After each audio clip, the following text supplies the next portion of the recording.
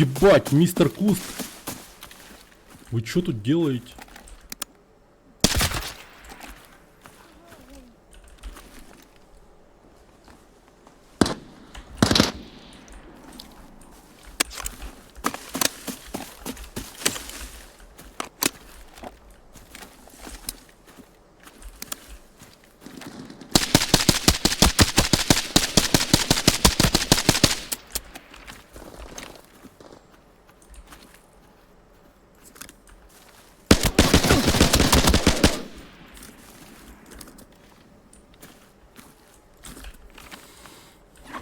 Я люблю в такие игры, где нужна только одна рука, типа картонки на стол кидать.